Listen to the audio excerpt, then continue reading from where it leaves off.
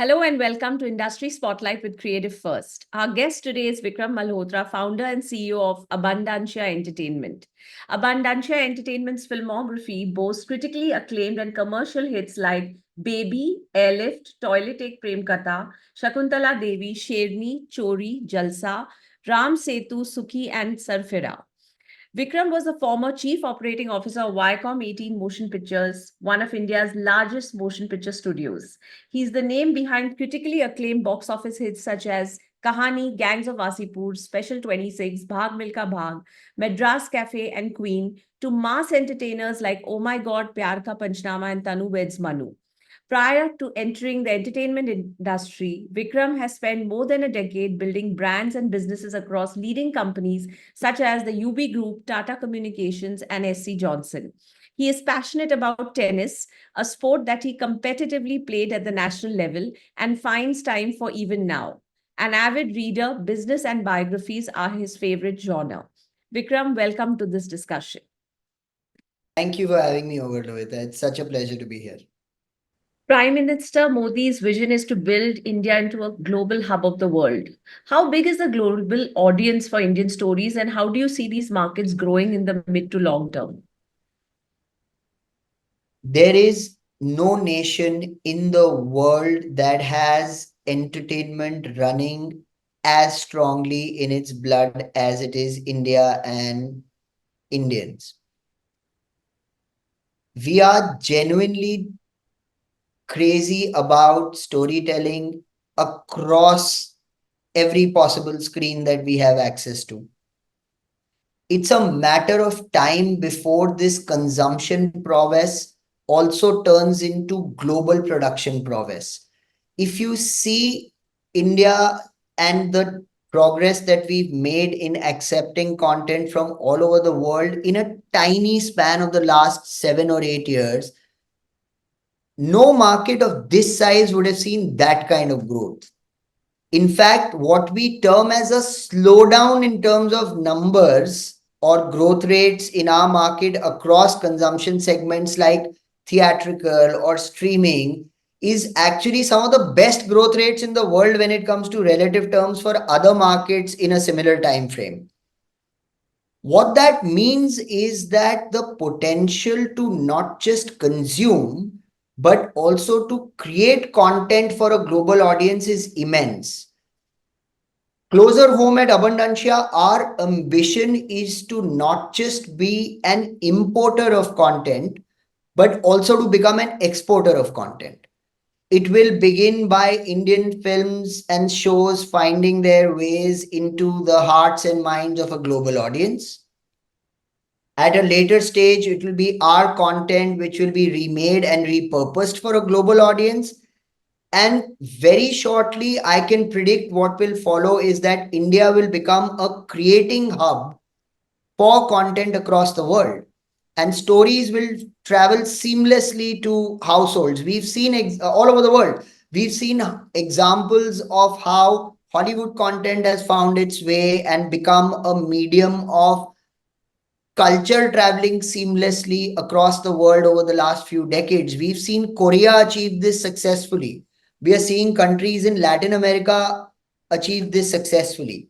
It's a matter of very short time before India not only joins the ranks of these, but actually, in line with the Prime Minister's vision, starts outpacing these countries and becomes the number one exporter of content and content creating talent in the world. How do you see technology such as AI influencing production process as well as storytelling? I And don't storytelling more in the probably in the future when you're looking at global markets, do you see AI will play a big role in even kind of combating or overcoming cultural sensitivities? as a first step, artificial intelligence is here and inbuilt into our creation already. The degree of it, whether it is narrow and getting wider, whether it is generative and getting quicker, is a matter of time and skill. We have AI when we have auto assistants telling us what to do. We have AI when we have algorithms deciding what to watch. So, whether we believe it or not, it's been a part and parcel of our industry across the value chain already over the last few years.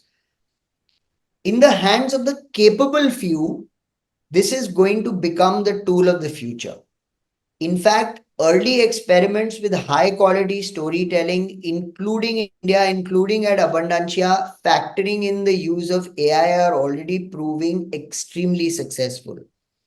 What they are going to do is not, at least in the short term, till general or super intelligence takes over, in the short term, they're not going to replace the human mind, because the potential to imagine will still be the domain of the human mind and not the artificially stimulated intelligence.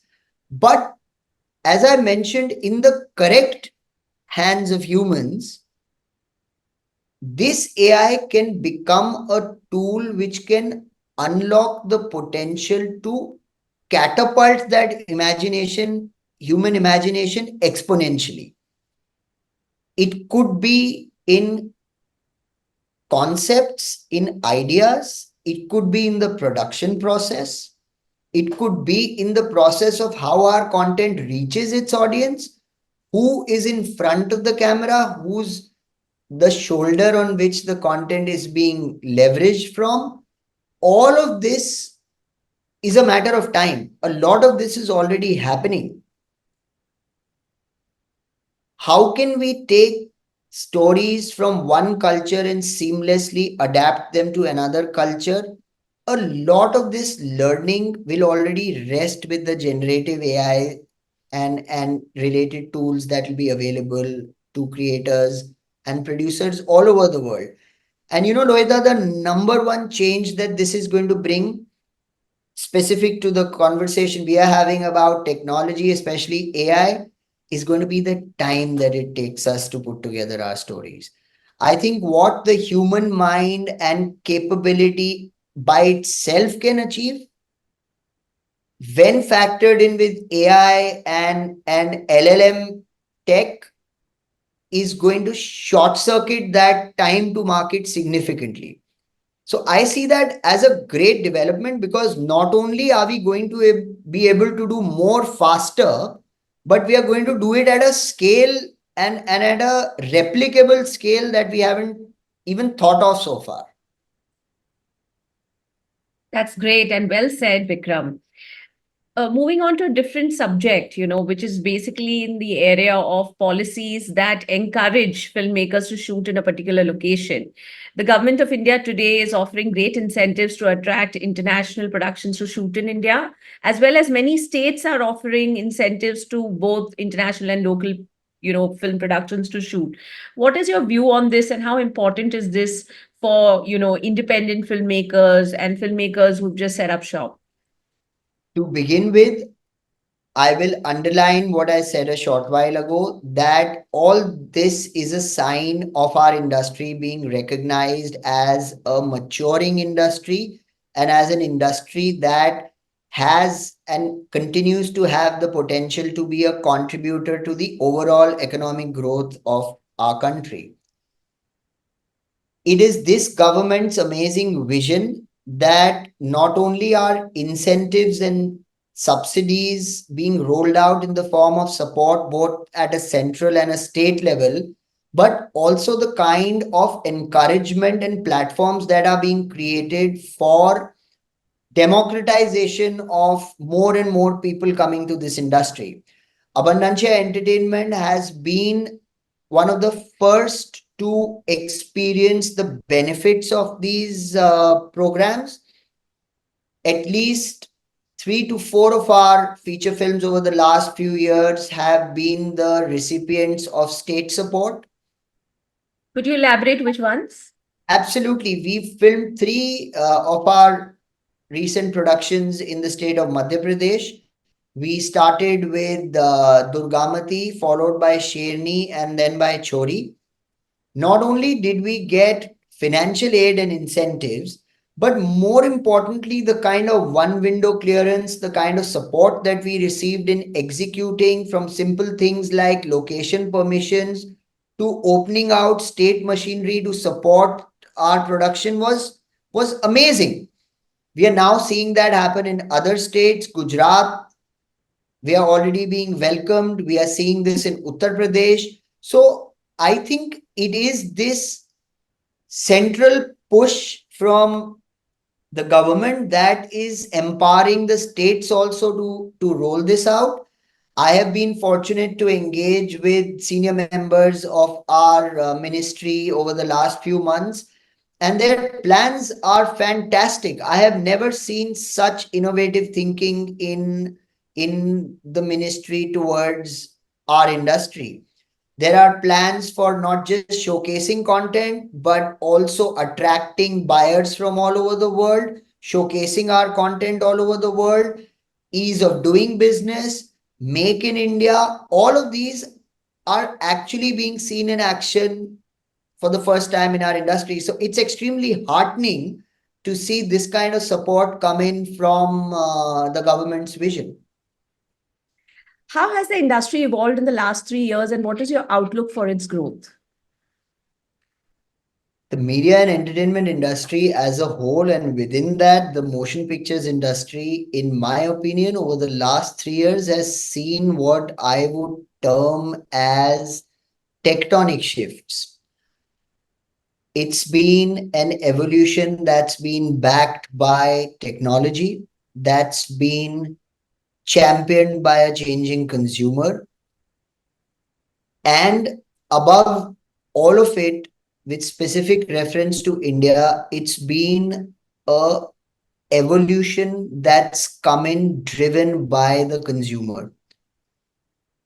When I say technology, I mean at one hand, streaming and direct access of content, especially motion pictures, gained access in ever growing numbers. At the other level, input technology, by which I mean the technology that's at the aid of creators, specifically led by AI, has become more democratized and is in the hands of many more people than ever before. In the hands of a value seeking consumer, the change has been driven by a more ruthless exercise of choice on what people want to see, where they want to see, at what time they want to see, and how much they're willing to pay for it.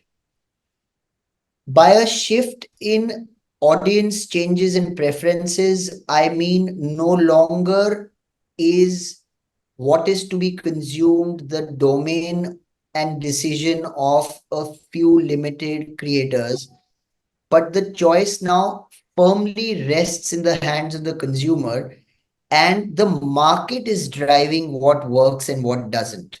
So, if you put this all together, from a period of 2020 to 2024, which is some part of COVID, coming out of COVID, and then stabilizing post that over the last 18 months or so, has possibly been the most significant shifts on the creation, producing, and consumption side that the industry has possibly ever witnessed. I see this with a tremendous amount of optimism, Loita. I think what it's going to do is signal in and bring in the signs of maturity to our industry, by which I mean any industry in which power lies in the hands of the market, controlled equally by supply and demand, is an industry that stabilizes and flourishes, is an industry that not only matures in terms of what it's offering to its consumer is or its contribution to the overall economy is, but also an industry which starts seeing markers of sustained growth, investment coming in, larger players coming in. Yes, there are going to be short term disruptions as we are seeing right now. What works in theaters, what doesn't? How much is one willing to pay for streaming? How much is one not? Is one growing at the cost of the other? Is linear television going down? Is theaters going to be about big budget spectacle movies, or is it also going to be about community viewing? I think a combination of all of this will lead to a solid, sustained growth once we are out of what I call this hiccup phase.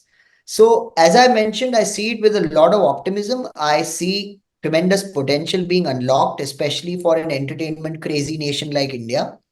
And in some, I think there's never been a better time to be in our business than it is now. And I know I say this with a bit of a contrarian approach to what you may be hearing, or the echoes of doom and gloom that resound every now and then. But really, if you see, these are the ripples that are caused before waters run deeper and larger. Your focus with Abundantia is to develop progressive Indian stories for a global audience. What industry trends and factors led to this vision? Whenever I've spoken of abundantia backing or enabling or creating progressive content, progressive forward-looking stories, it tends to get confused with intelligent, intellectual, or niche stories. Progressive content stands for storytelling that connects with an audience which is also looking forward. The markers of seeking fundamentally entertaining stories always remains. That's our core focus. Now, entertainment can be various kinds. Entertainment can be middle of the road, mainstream, all boxes ticked entertainment. Entertainment can be intellectually stimulating entertainment. Entertainment can be socially stimulating, societally stimulating entertainment. But as long as it's entertainment and storytelling that is forward looking, where we are progressing, we are not repeating the kind of stories or the kind of films or the kind of shows that one has done in the past or seen in the past, and doing it only for the heck of it.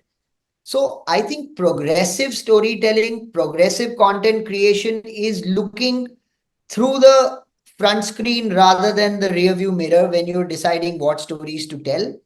And especially in an environment where Indian consumers, Indian audience has access to content coming in from the world over. So I think our DNA of telling stories that look beyond the obvious in the most entertaining, in the most relevant manner is making this and the future ours to take in more ways than one. What is progressive content from a storytelling perspective, and what section of the mass demographic does this appeal to? Like I said, progressive storytelling's primary audience is the evolving audience of today. And that is led by the sub 30 age group. In fact, within that, the audience below 25 years, especially the theater going audience below 25 years, is of prime focus to Abundantia. Going ahead, our slate for 2024, 2025, and 2026 sees a major investment of time, energy, effort, and development production funding to create content for this audience. It is as mainstream can be. The filter that we apply before we greenlight anything is that it should be unique, ideally something never seen before. Equally, can we find something unique which is based on an insight or a story in and around the world that we inhabit, about people, about events, about situations? And how can we find the best and the most relevant and relatable way to connect these stories to this audience? That to me, in sum and substance, is the kind of storytelling that Abundantia stands for. What are the biggest markets internationally for Indian stories today? We've got to start looking beyond the diaspora. The diaspora to me is always the easy access. It's the one that is waiting for conventional as well as non-conventional films, non-conventional and conventional shows to come out from India and be consumed for matters of context, for matters of cultural connect. The market we've got to start chasing, as I said earlier, is the truly global audience, the non Indian diaspora, international audience. And that game will get greater and more significant the minute we start chasing the most populated content markets in the world. I see no reason why Indian stories cannot resonate across the spectrum from the high content consuming markets like North America and the world down to China on one hand and lots of Southeast Asian geographies on the other hand. I think storytelling and the power of stories carries that inherent strength. It is not controlled by borders, it is not controlled by language anymore, thanks to us overcoming the subtitling and dubbing hesitation over the last few years. All of that has now become restrictions of the past. So it's literally as free flowing as how oceans free flow from one geography to the other. So markets are where we'll choose to access. It's that democratized when it comes to our industry. Going by what you said earlier, you're really catering to the larger market, which may not be Indian. And there's also this concept of universal storytelling. However, are there any non Indian cultural sensitivities that you need to keep in mind while crafting your stories? Absolutely. When I refer to content being seamless and stories being universal, the one fact that every such story needs to be mindful of is cultural relatability, cultural sensitivity, contextual sensitivity. You can't literally take stories from one market and transport them to the other in a cold manner. There is a percentage of those that will work, but they will also work on markers where they make a deeper connect and relate deeper to that target geography's audience. Outside of that, there are some genres that need specific attention. People scare the same manner, which is why horror travels so effortlessly all over the world. But people laugh and are humored in very different cultural contexts, right? So when one treats comedy or genres related to comedy, one has to be very careful about cultural and societal sensitivities. When people are scared, they by and large get scared of the same factors globally. Similarly, drama, action, geopolitical stories, thrillers, these are where local nuances, local points of relevance matter a lot. But the umbrella of storytelling traveling easily and widely will always remain. What's in store for Abundancia that we should look out for? As we've turned 10, Lohita, we've changed gears. We now get even more aggressive. Times get even more exciting than ever before. We've built in our learnings over the last few years. We've built in our talent strength. We've got our audience know how as best as we've ever had. We've got an extremely talented set of partner creators. The most important aspect, our own core team is stronger and more diverse and more potent than ever before. There's a full slate of films that go to theaters as well as straight to streaming. There's a bunch of original shows. We are looking at shorter form content. Our roster is booming with some of the finest creators, especially the younger, more progressive storytellers. And I think over the next 3 years, we hope to turn a corner and scale up a level or two as we go about pursuing not just growth of the size and scale that we are looking at, but also attaining the next level of creative excellence.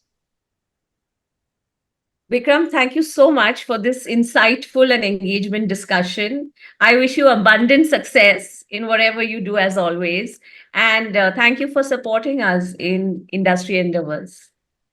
Thank you very much, Loida. It was wonderful to have this conversation. It's always very good to engage with the MPA and to see you. and I wish you all the best. Thank you so much. Thank you.